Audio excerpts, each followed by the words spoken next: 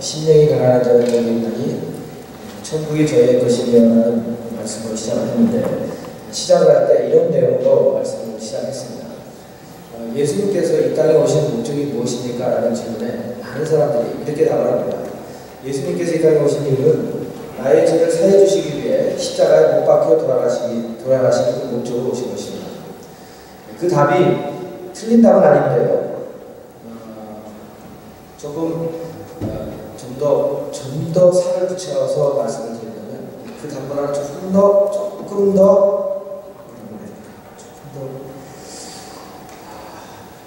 더 포장이 필요합니다.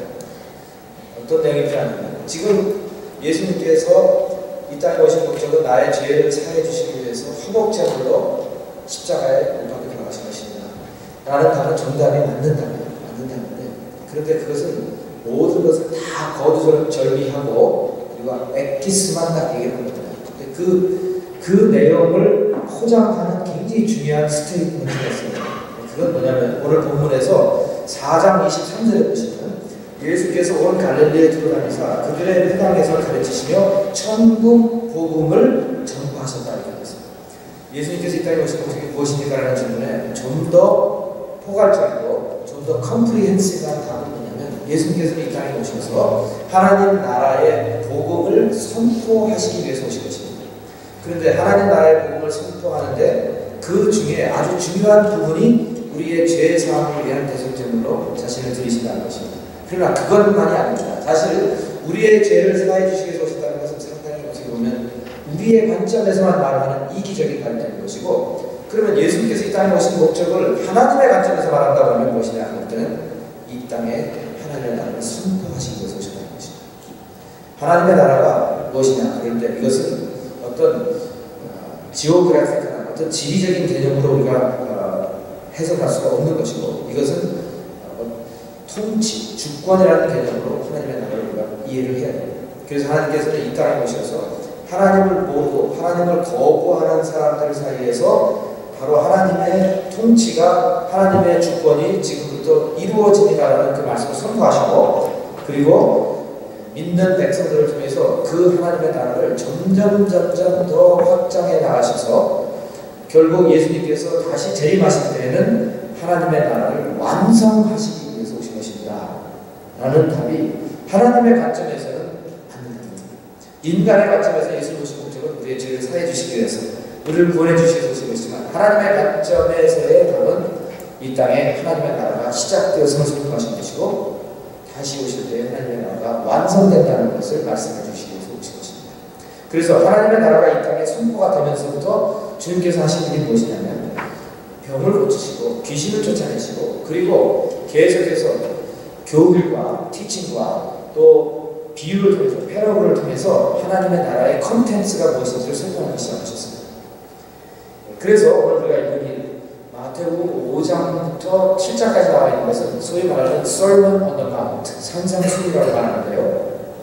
바로 이 내용에서 하나님 나라에 들어가는 사람들의 모습이 어떤 모습이고, 그리고 하나님 나라에 들어가는 사람들은 어떤 일을 우리가 이 땅에 살아가면서 해야 되는지를 설명하고 계십니다. 매우 중요하죠. 하나님 나라 사람들은 이렇게 생겼구나, 하나님 나라 사람들은 이렇게 살아가야 되는구나를 우리에게 보여주시는데, 그 중에 제일 먼저 나온 것이 팔복감입니다. 비애리투입니다. 여기에서 8가지의 모습을 우리에게 보여주시는데, 이것이 많은 사람들이 오해를 합니다. 하나님 나라에 들어가는 사람들이 이렇게 8가지 모습으로 우리가 보면 되겠구나. 8종류의 사람들을 말씀하시는 게 아니라 우리 안에 8가지의 모습이 다 들어있습니다. 심령이 있는 거죠. 오늘 우리가 이건 이제 애통한 자, 그리고 다음 주에 제가 하게 될 것은 뭐냐면 온유한 자, 이런 내용들 8가지의 모습이 우리 성경에 다 들어있을 때, 저 사람이야말로 참으로 하나님의 임재가 저 사람의 삶 속에 있고 하나님의 나라에 지금 들어가는 사람이라고 말할 수 있는 것입니다.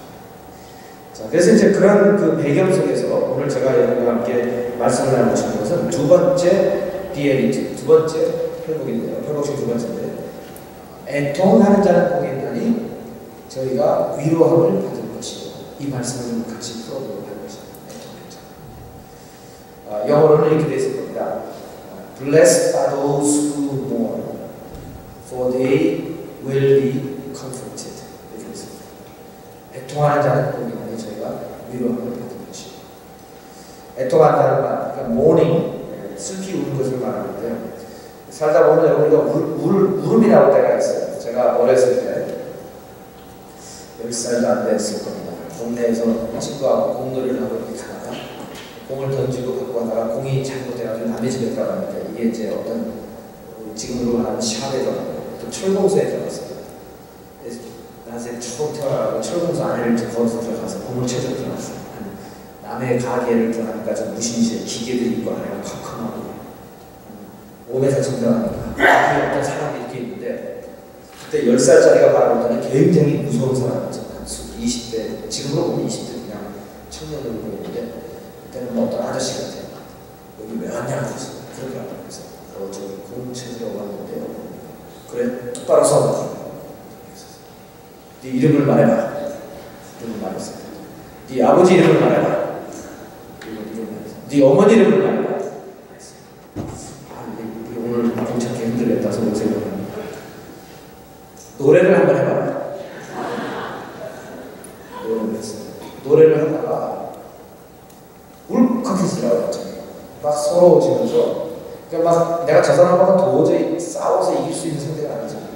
그리고 내 공은 굉장히 나에게 중요한 공인데 이거 뺏겼어요. 지금.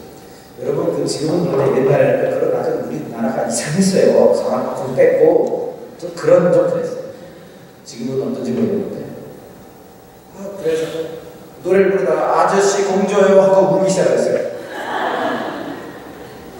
그랬더니 그 사람이 한 말이 평생 기억이 나는데 야 이 바보 같은 사내 새끼가 그러면서 앞으로 세상 살아가면서 정말 울어야 될 때가 얼마나 많은데 이런 것 갖고 울고 있어. 그러면서 가지고 가. 그래서 갖고 나가면서 상당히 허탈감을 느꼈습니다. 내가 이 정도밖에 안 되나. 앞으로는 쉽게 울지 말아야 되겠다. 그 후로는요 어지간해서 안 울어요. 근데 살다 보면 울 때가 많죠.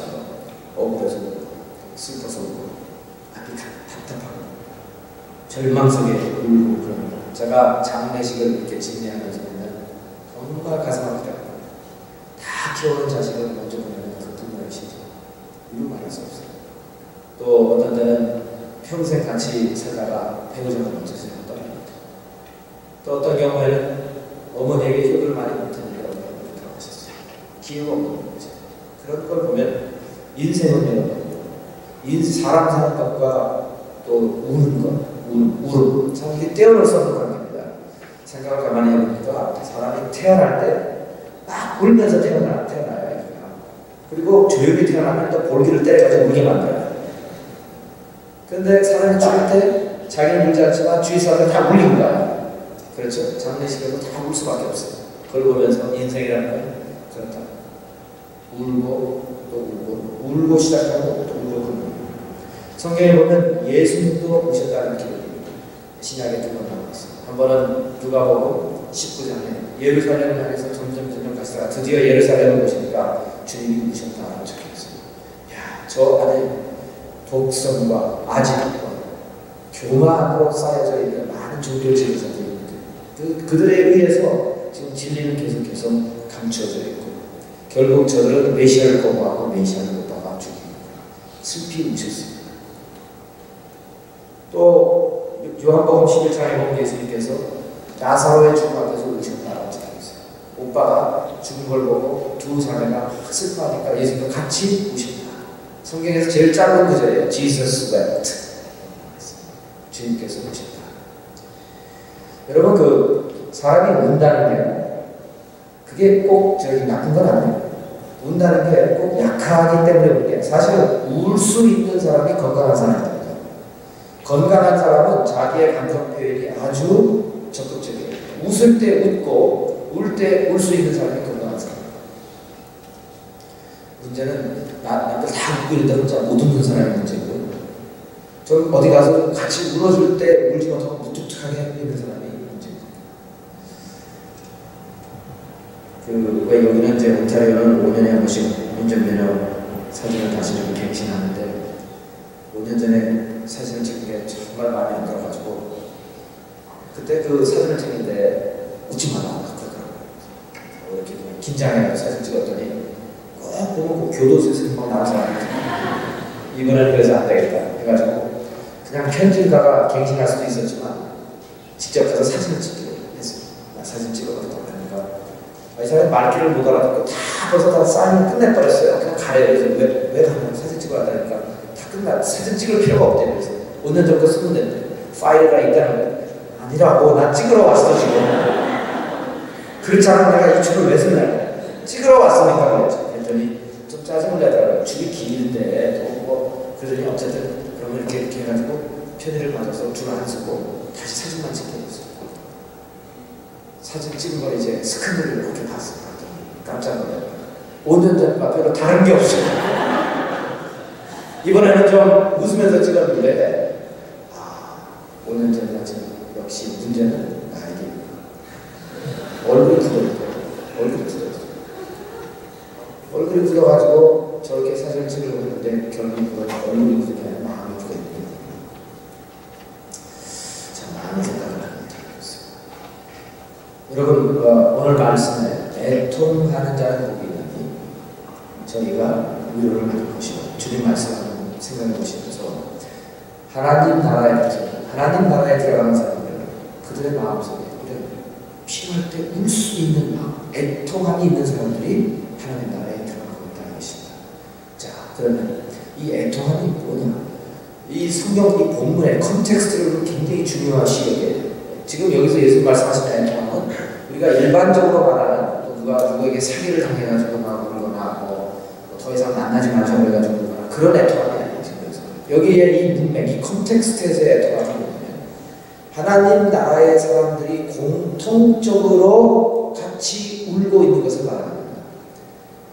여기 지금 단기 선교를 많이 다녀와서 전적으로 리포트가 지금 감사하고 들었는데 단기 선교를 한번 다녀오는 사람들이 공통적으로 느끼는 것들이 있어요. 그죠? 안 가봤으면 모르지만 일단 가보니까 뭔가 느끼는 게 그리고 이게 나라는 달라도 다 공통점이 있어요. 그런 식으로 지금 하나님 나라에 들어가는 사람들에게 애통함이라는 공통점이 있는데 그 애통함이 뭐에 대한 애통함이라입니다. 오늘 저는 두 가지로 말씀을 드려요. 첫째는 하나님 나라의 사람들의 애통함에는 무슨 애통함이 있냐면 자기의 자신을 바라보면서 내 삶 속에 하나님의 나라가 온전히 임하지 못한 그 자체에 대한 애통함을 갖고 있는 것입니다. 자, 아까 말씀드렸는데 하나님 나라라는 것은 어떤 지리적인 지오그래픽한 컨셉트로 보면 안 돼요. 어떤 공간의 개념으로 보면 안 돼요. 하나님 나라는 여기 있다 저기 있다가 아니라 하나님의 나라는 하나님의 주권이 인정되느냐 안 되느냐. 2명 3명 모인 곳에 바로 내가 있다고 말씀하셨는데 바로 그곳에 예수 믿는 사람들이 하나님의 주권을 인정하는 바로 그것이 하나님 나라인 것입니다. 믿으시면 아멘 하시기 하나님 나라는 내가 죽어서 가는 그런 것이 아니라 바로 이 자리에 하나님의 주권을 인정하는 믿음의 사람들이 모인 바로 그것이 하나님 나라가 되는 거예요. 그래서 지금 예수님께서 하나님 나라에 있는 사람들은 무엇보다도 애통함이 있는데 자기 자신을 바라볼 때 가장 먼저 내 삶 속에서 하나님의 나라가 선포되고 하나님의 주권이 내 삶 속에서 가장 먼저 인정이 되어야 하는데 그게 안 된다는 거예요. 왜 안 되느냐? 내 안에 들어있는 죄 때문에 그렇습니다. 이 죄 그리고 죄성 영어로 말하면 sin하고 sinful nature 특히 sinful nature 우리의 옛사람이죠. 이 sinful nature가 예수를 믿었다고 해서 한 번에 완전히 없어지는 게 아닙니다. 이게 계속해서 살아있어요. 어느 순간 다시 고개를 내밀고 또 우리의 삶을 장악합니다. 그럴 때 우리는 마음으로 정말 마음이 아프고 또 죄에 넘어가서 또 죄를 짓고 나면 눈물을 흘리며 하나님께 회개합니다. 그래서 애통하다는 것은 하나님 나라의 사람들은 자기 죄에 대해서 굉장히 민감해요. 내가 죄인이라는 것을 알고 있어요. 그래서 내가 죄를 짓고 하나님의 뜻에 어긋난 삶을 살았다고 할 때는 눈물을 흘리고 애통함이 있다는 것입니다. 여러분 혹시 지난 주간 교회에서 말씀 잘 듣고 좋은 또 기도회도 가졌는데 한 주간 또 살다가 보니까 또 이렇게 타협을 해가지고 죄를 엄청 지었어요. 여러분 그래서 막 고민을 하고 눈물을 흘렸어요. 애통했어요. 야 정말 내가 이렇게 살아야 되겠는가 라고 여러분 정말 심각하게 고민을 했다면 여러분에게 굿뉴스가 있습니다. 하나님께서 여러분의 죄를 용서해 주시고 여러분 하나님의 위로를 받을 수가 있습니다. 근데 문제는 죄를 이렇게 막 반복을 하면서 죄를 지어놓고도 개념이 없는 거예요. 거기에 대해서. 입으로 주라고 시인을 했는데 예수 믿는 사람답게 살지 못하는데도 거기에 대한 개념이 없는 거예요. 자, 이런 사람은 애통하지 않기 때문에 하나님 나라에 본인은 들어가고 착각하고 들어가지 않는 거예요. 아직 모르겠어요. 우리가 교회사를 보면 Church Father, 교부 중에서 어거스틴이라는 분이 나옵니다. 4세기와 5세기에 활동했던 사람인데 참 자신의 죄에 대해서 처절하게 괴로움을 가졌던 사람입니다. 이 어거스틴은 우리로 말하면 지금 16살 정도의 티네이저 때입니다. 16살 때 그냥 상당히 방탕한 생각을 했어요. 그래가지고 나이가 한참 위인 어떤 여인하고 공부하면서 애를 낳습니다. 어머니가 7세를 한 거죠. 어머니가 기도하는 어머니거든요. 저 아들을 볼 때마다 막 너무 마음이 아프고 그래서 매일 하나님께 부르짖으며 내 아들을 올바른 길로 가게 해달라고 기도를 했는데 이 기도가 1년도 아니고 2년도 아니고 장장 12년이라고 12년. 12년 후에 드디어 어거스틴이 제정신을 돌아옵니다. 어머니 정말 잘못했습니다. 하면서 이 여인과의 모든 관계를 청산하겠습니다. 정리를 했습니다. 이제 그래서 어머니가 그래 그럼 너는 이 여인하고 네 나이에 맞는 여인하고 결혼하고 약혼을 하고 2년을 기다릴 거예요. 자기 자식 몸을 잘 준비하고 마음을 준비해서 이제 결혼을 해야 되는데 그만 그거를 또 못 참고 그 사이에 또 다른 여인하고 또 관계를 갖는 거예요. 어거스틴이 자신을 바라보면서 자신은 싫어. 이런 모습이 싫어. 정말 많이 문제거든요. 왜 나는 이 정도밖에 없는가? 근데 그가 정말 하나님 앞에 회개하고 돌아오는 그 결정적인 사건이 일어났습니다. 친구가 그를 찾아왔는데 폰티키아누스라는 친구가 찾아왔어요. 찾아와가지고 어거스틴에게 이렇게 말하는 거예요. 야, 지금 이집트의 애굽에 놀라운 선자가 있다. 그의 이름은 성 안토니인데 이 사람은 자신을 하나님 앞에 성결하게 드리기 위해서 그 사막에 혼자 살 수 있는 집을 져놓고 밤낮을 하나님께 감사하면서 성결한 삶을 살고 있다. 이렇게 얘기를 하는 거야. 어거스틴이 굉장히 듣기 싫은 거예요. 부담이 됩니다.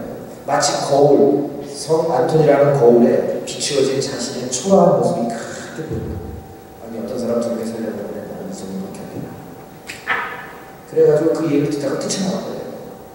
뜰에 나가서 뒤로 걸어 마음을 못 잡고 이러고 있는데 담장을 넘어서 아이들이 뛰놀면서 노래를 부르는 그 노래소리를 듣게 됩니다. 아이들이 노래 부르는 것과 사실 어거스틴이 그 옆에 이렇게 상관할 바 아닌 거예요. 전혀 연결이 안 되는 건데 근데 그 가사를 그냥 이렇게 우연찮게 듣는데 어떤 가사냐면 들어라 그리고 읽어라. 뭐를 들어서 뭘 읽으라는 거예요. 어쨌든 애들을 부르고 노래를 부르면서 놀고 있는 거예요. 어거스틴이 자기 방으로 들어갑니다. 그러니 성경을 들어요. 그리고 성경을 읽기 시작합니다. 로마서 13장 말씀을 읽기 시작합니다. 낮에와 같이 단정히 행하고 방탕과 술 취하지 말며 음란과 허색하지 말며 쟁투와 시기하지 말며 오직 주 예수 그리스도로 옷 입고 정욕을 위하여 육신의 일을 도모하지 말라. 이 말씀이 그냥 우연찮게 로마서 13장 13절을 읽었는데 막 광선에 그냥 막 레이저 빔처럼 그 가슴을 딱 와서 찔렀거든요. 순간적으로 어거스틴이 막 숨을 들고 주님 이제부터 내가 세상의 명예를 들고 육신의 정욕을 따르지 않고 주님 신실히 모시고 따라가겠습니다. 고백하고 상륙편에서 오늘 우리가 알고 성 어거스틴이 되었습니다. 우리가 이런 전기를 두고 한 가지 공통점이 있어요. 하나님을 정말 만난 사람들은 뭘 깨닫냐면 이 홀리 갓, 이 성결한 하나님 앞에서 나는 sinful하다는 것을 깨닫습니다. 나는 정말 하나님 이 홀리 갓에 정말 이런 하나님에 가까이 가면 갈수록 나는 죄인이라는 것을 깨닫게 돼요. 그래서 애통한다는 복음은 저희가 위로함을 받는 것이 애통한다는 건 무슨 말이냐면 하나님 앞에 도저히 설 수 없는 나의 초라한 모습 계속해서 알면서도 죄를 계속 반복하는 이러한 모습을 애통해요. 이사야가 성전에서 하나님의 임재를 보죠. 천사들이 나오는 걸 보고 하나님을 봤을 때 그거 뭐라고 하냐면 화로다, woe to me, 나는 망했다 라고 말하면서 나는 입술이 부정한 사람이고 나는 입술이 부정한 사람들 사이에서 살아가고 있는데 내가 어쩌다가 만군의 여호와 하나님을 내가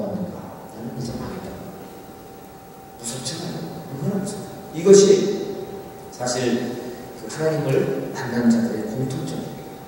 하나님께 가까이 가면 갈수록 내가 얼마나 나쁘고 내 안에 있는 죄성이 얼마나 심각한가를 깨닫게 되는 것입니다. 그래서 여기 지금 본문에 애통하는 자를 보겠다. 애통하는 건 첫 번째 포인트는 나의 잘못된 부분들에 대해서 계속해서 하나님 앞에 올바로 세우지 못하는 부분에 대해서 정말 안타깝게 생각하고 눈물을 흘리는 사람들을 말하는 것입니다.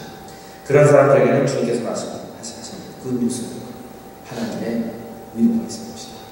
괜찮다. 내가 너를 그대로 받아줄 것이다. 내가 너의 죄를 용서해 줄 것이다. 위로함이 있다는 것입니다. 여러분 위로를 받으시기 바랍니다. 그런데 죄를 경히 여기고 가볍게 여기고 괜찮아 다 하는데 뭐 괜찮아 이런 분들은 미안하지만 하나님의 위로는 없습니다. 하나님의 위로는 정말 내가 고민하며 눈물을 흘리는 사람들에게 위로가 되는 것입니다.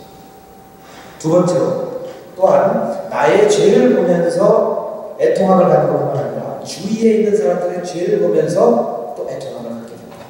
하나님의 나라에 들어가는 사람들이 자기가 살고 있는 그 주변 환경을 보고 나라를 보고 민족을 보고 사회를 바라보면서 너무 애통함을 갖게 됩니다. 성경에 보면 북이스라엘이 하나님께 범죄하고 우상을 숭배하다가 아수리아군에 의해서 점령을 당하고 이제 나라를 빼앗깁니다. 그때 시편 80편에 보면 이런 시가 적혀 있습니다. 만군의 하나님 여호와여 주의 백성의 기도에 대하여 어느 때까지 노하시리까? 주께서 그들에게 눈물의 양식을 먹이시고 많은 눈물을 마시게 하시고 우리 이웃에게 다툼거리가 되게 하시고 우리 원수들이 다 비웃나이다. 너무 가슴이 아파요. 하나님 어쩌다 우리 민족이 이렇게 되어서 웃음거리가 되었습니다. 또 바벨론으로 포로로 끌려간 사람들이 거기서 뭐라고 했나요?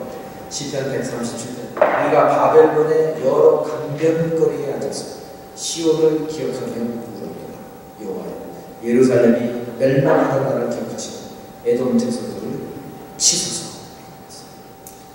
하나님 나라를 생각하고 참 가슴이 아프고 나라가 망했고 망한 이유가 하나님을 거역했기 때문이라는 걸 알게 됩니다. 여러분은 어떻습니까? 여러분은 우리 주위에서 하나님을 모르고 하나님을 거역하고 온갖 우상 속에 살아가는 사람들을 바라볼 때 눈물을 흘릴 수 있습니다. 눈물을 흘리고 있죠. 애통함을 갖고 있는 거죠. 사실 우리의 문제는 우리의 눈물샘에 메말라 있다는 것입니다. 우리는 눈물을 흘리며 기도해야 되는데 너무나 안타깝게도 메말라 있습니다. 만일 여러분 주님께서 이 토론토 땅에 오신다면 어떤 모습을 보시고 눈물을 흘리실까? 만일 주님께서 우리의 조국에 오신다면 어떤 모습을 보고 눈물을 흘리실까? 주님께서 지구상의 그 많은 나라들을 다 돌아보시고 난 다음에 어떤 나라를 향해서 가장 눈물을 흘리실까? 세 번째 질문에 대한 답을 합니다. 저는 주님께서 가장 슬퍼하시는 나라는 북한이라고 생각합니다. 왜냐하면 정말 생각할수록 그 나라는 무상하고 득실득실합니다. 여러분 공산주의는 굉장히 무서운 겁니다.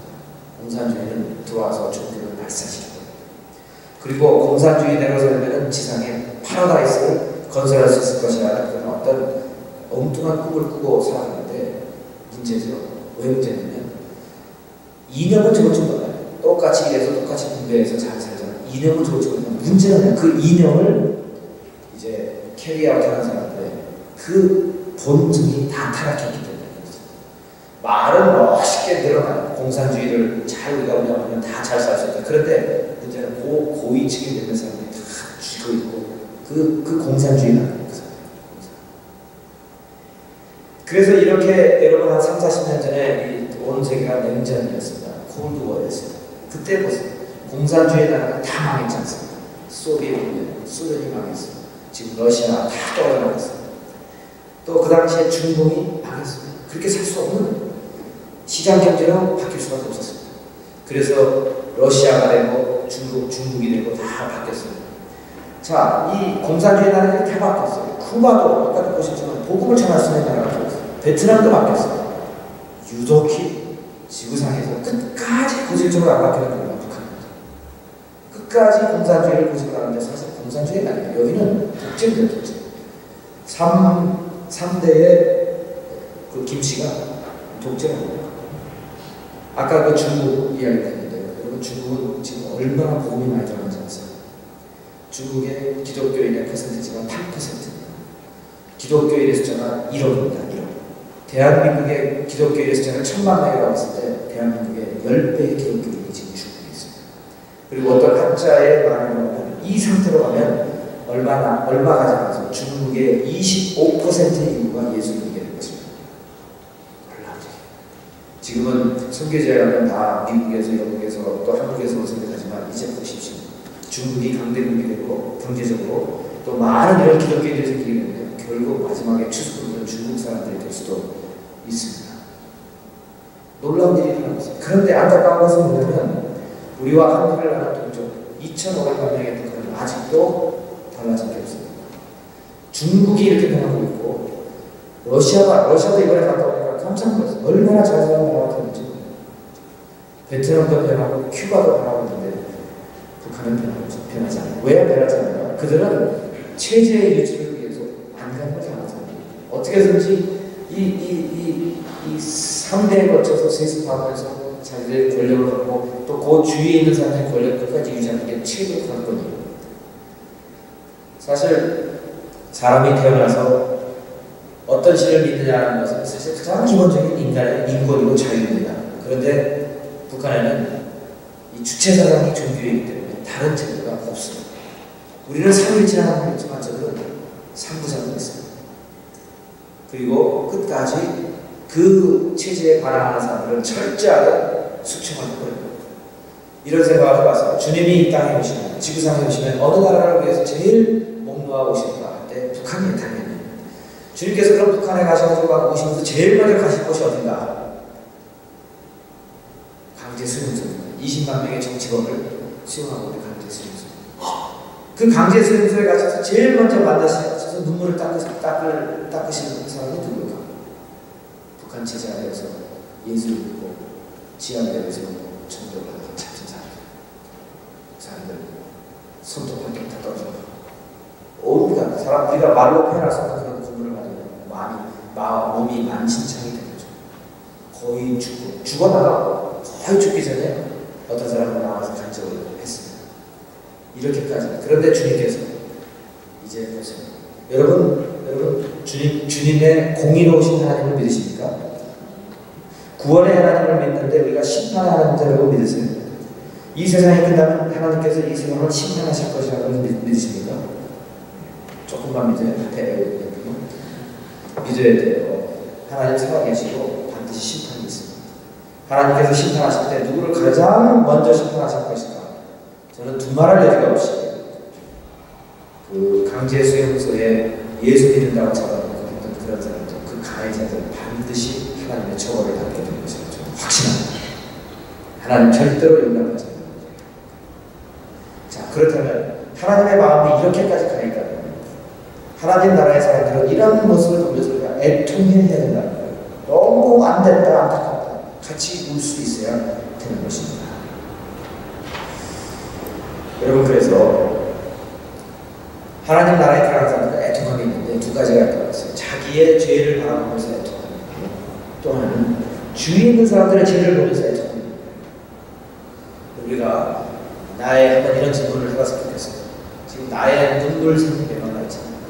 내가 정말 다른 사람이 이 하나님 나라가 이 땅에 빨리 선포되지 않고 확장되지 않는 것을 보고 내가 정말 울고 있는 애통함이 있기를 바랍니다.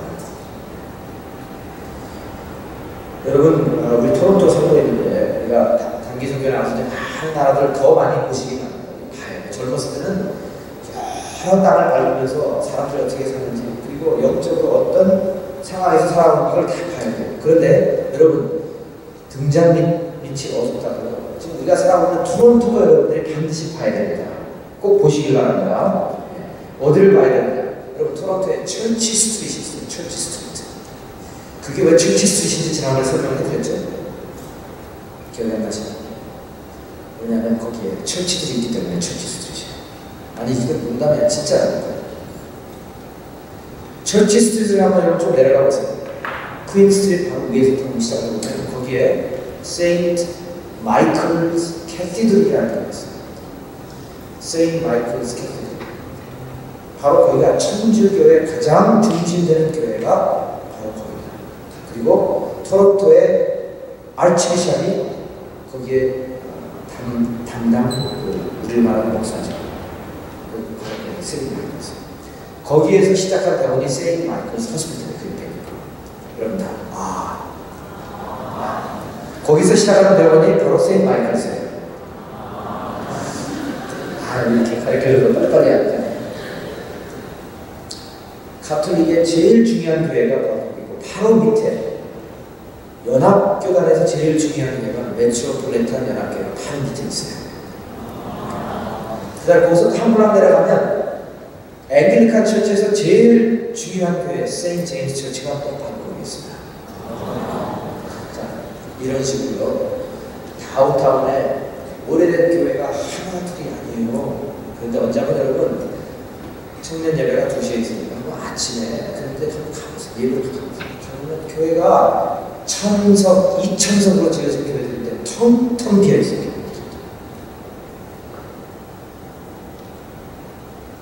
교회를 지었기 때문에 그리고 또 지금도 문화재가 되어버렸으니 어떻게 할 수도 없고 부실 수도 없고 그게 어떻게 합니까?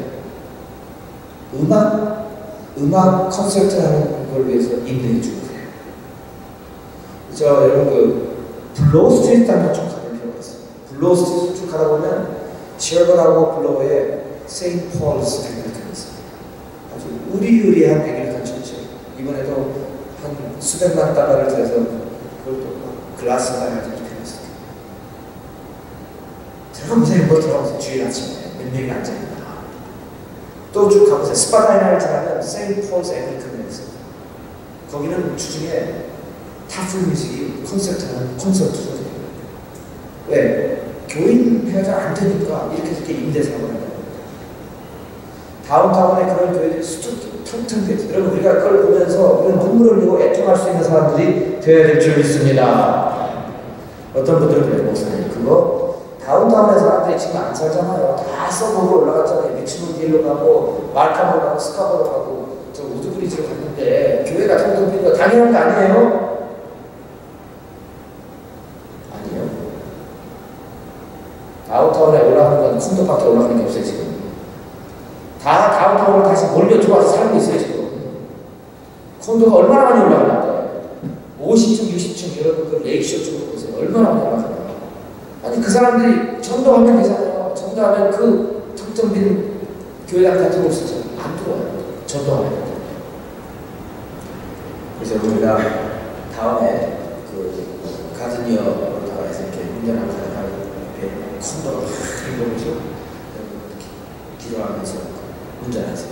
하나님, 이 닭장 속에 사는 사람들 예수 믿게 해달라. 지금 저 텅텅 빈 교회들이 있는데 거기에 주일만 되면 어디 가서 뭘 생각하죠? 이 교회에 나오게 돼요. 그리고 우리가 이런 애통하는 마음을 가져야 될 줄 믿습니다. 그래서 이제 세상을 바라보는 분이 더 이상 내 생각으로만 바라보지 마세요. 예수님이 이 땅에 오신 목적이 뭐냐? 왜 저를 구원해 주시기 위해서 오셨어요? 다른 만는데 좀 이기적이잖아요. 예수님께서 이 땅에 왜 오셨을까요? 하나님 나라를 선포하시기 위해서 오신 것입니다. 이 땅은 하나님의 주권 아래 살아가야 되는 땅입니다. 하나님의 나라를 확장하기 위해서 하나님 주님 재림하실 때 이 하나님 나라가 완성됩니다. 우리에게 가르쳐 주시기 위해서 오신 겁니다. 그럼 우리는 애통하는 마음을 갖고 나의 죄로 인해서 올바로 살지 못하는 것을 애통하는 겁니다. 주위에 있는 많은 사람들이 주님을 모르고 거역하면서 말하는 것을 애통하는 겁니다. 다시 하나님의 교회들이 꽉 채워진 날이 올 수 있도록 열심히 기도하는 저 여러분들이 되시기를 주님으로 축원합니다. 아버지 하나님, 오늘 말씀을 다시 한번 마음속에 새기고 합니다. 애통하는 자, 하나님의 위로가 있다고 하시는데 그러한 사람들 되어서 하나님의 나라를 이 땅에 확장시키는데 큰 힘을 쓰게 하여 주시옵소서. 예수 그리스도의 존귀하신 이름으로 기도합니다.